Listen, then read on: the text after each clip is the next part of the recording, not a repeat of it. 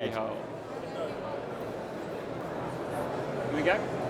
Okay. Yeah. We have now with us Richard Ward, who is chairman of Cunningham Lindsey. Thank you very much for joining us at AIRMIC this Pleasure. afternoon. Thank you for inviting me. Now, it's a pretty impressive show today. Yeah. Obviously, a lot of talk on all the stands, but I think when you speak to insurers and you speak to brokers, the role of claims doesn't always get mentioned, but it's fundamentally important to the whole process. So what really can you tell us about the role in which claims play in product development around insurance and the innovation of some of those products? Claims are fundamental to insurance, first and foremost. So if I go back to when I got involved in the insurance business back in 2006, the very first thing I tried to focus on when I joined the Lloyd's market was claims. Because at the end of the day, as a buyer, as a risk manager, you're buying a promise from the insurer to pay a claim. So absolutely fundamental. So from my perspective, joining Cunningham Lindsey, focusing on the sharp end of the claims process, doing the loss adjusting, but managing claims of clients is absolutely key. And a key component to it is how we take that claims experience and feed that back through to the risk manager and give the risk manager insight into what cover they might need going forward. So it's a fantastic feedback loop mechanism where, as a loss adjuster, as a claims manager, we're dealing with a claim, we can see where the gaps of coverage are, we can feed that back through into the insurers and into the policyholder to help them understand how they can get more complete coverage to manage the risks in their business. And it gives you, the data gives you huge insight, doesn't Absolutely. it, into coverage gaps.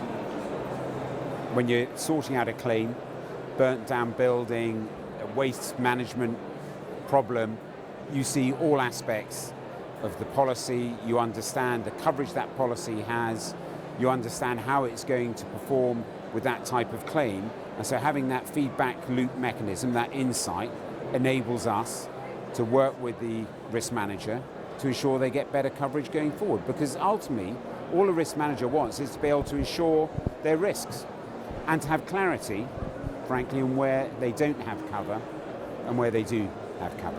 Because more often than not, gaps in coverage are the things that cause risk managers the greatest concern, where they think they have coverage, and give them the real you headaches. have a claim, and then suddenly you realise you haven't.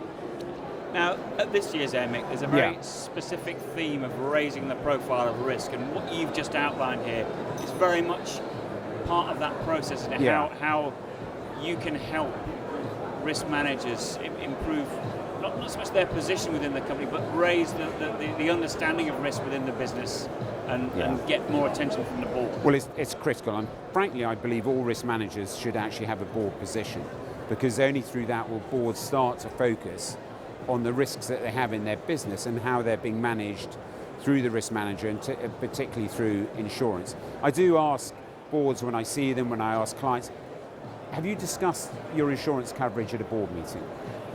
Have any of you actually read the policy? Have you read your motor policy? That's a question for you, Mike. Have you read your motor policy? No, I haven't. You see, there we are. And that's the problem we have. If you take that all the way up the ladder to large corporates, to businesses, where they're using insurance to manage their risk, and yet the board does not have a good understanding of what risks are being managed.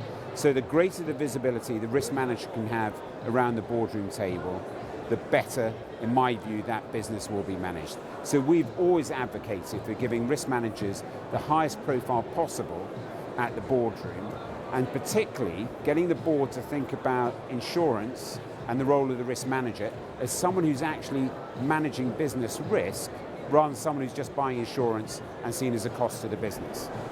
And quite often insurance comes under the finance guy or the procurement guy, and it's seen as a cost, where it should not be seen as a cost. It should be seen as a tool with which the board can manage the risks to their business.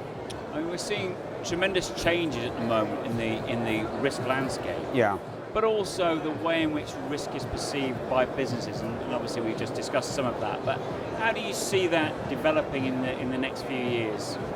I think, that's quite a difficult general question to answer. If I think of the specifics, because of the reputational risk businesses now run, I think the way with which they deal with claims and risks in their business is getting greater scrutiny from the boards and greater scrutiny from shareholders.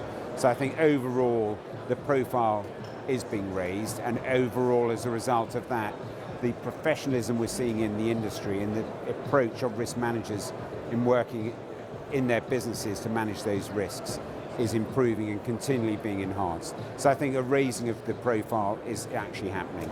Okay.